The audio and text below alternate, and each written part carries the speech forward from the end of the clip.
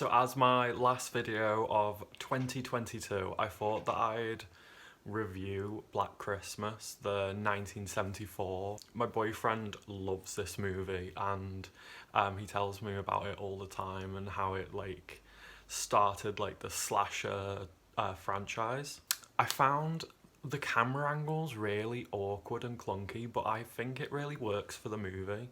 The phone calls are so like weird and awkward, and like I know these things actually happen to people, but it's so like disturbing to like witness. One of the characters refers to it as a sorority house, so all the characters meant to be like 18. When the first girl gets killed, I was like I kind of laughed because like I've seen clips of this movie all over the place, and I've obviously never known what they come from. So I've obviously seen this death first, but watching it now, it was very obvious that no one was actually stood in the wardrobe when the first girl died, and then the actor obviously was placed there after to wrap the sheet around the girl's head,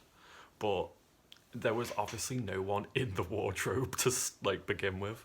I was convinced the killer was Jess's boyfriend, but obviously she kills him at the end, so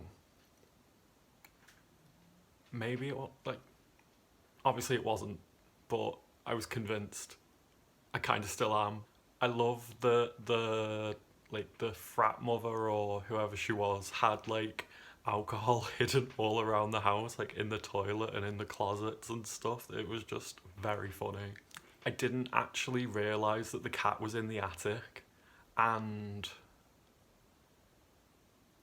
I can't remember the cat ever getting out the attic, so is it still in there? But I was convinced when the frat mother was hearing it, I thought it was in the walls. I love Barb, and I'm so sad that she died. When Jess's boyfriend smashed the piano, I was just like, I was actually shocked because I know how much pianos cost, and like, what nut job smashes a piano? This is what convinced me he was the killer. I don't, like, obviously it doesn't say in the movie, but did the killer kill the child first and then move on to the girls? Or was it just unrelated? Each of the murder scenes, I found them to be really interesting, and I actually really liked them, like the way they were filmed. I think like the framing and everything was quite like, it was very interesting. Obviously it's like the first slasher movie, so like it was finding its pace, and the movie did drag on a little bit too much. It could have been a bit quicker with its pacing, but obviously it was like I say, it's the first slasher movie. And I really but the murder scenes were really good. These are the shittest police officers I have ever seen in a movie. Well, maybe not the shittest, but like the doorman specifically is the worst. I'm convinced. There were times where I was also convinced that he was the killer.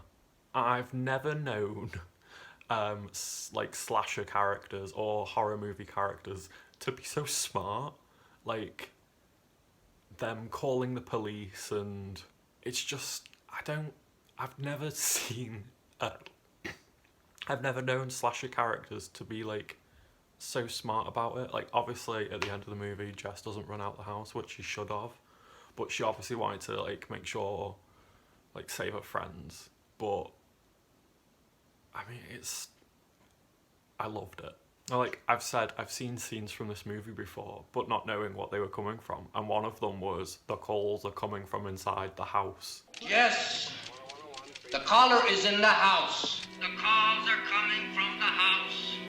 I didn't think that like this was the movie that came from. I thought it was like some other like slasher movie or like horror movie, and I just think it's a really interesting concept.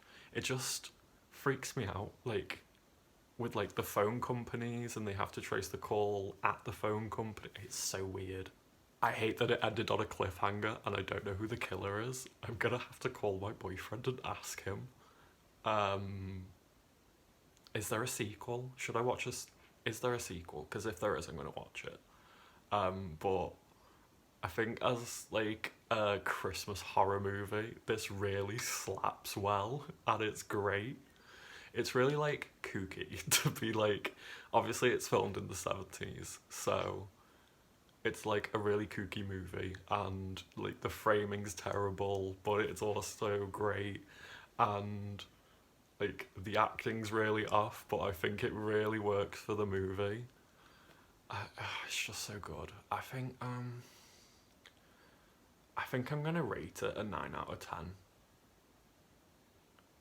or a 10 out of 10. I think I'm gonna rate it a 10 out of 10 because I want to watch the sequel now to know who the killer is.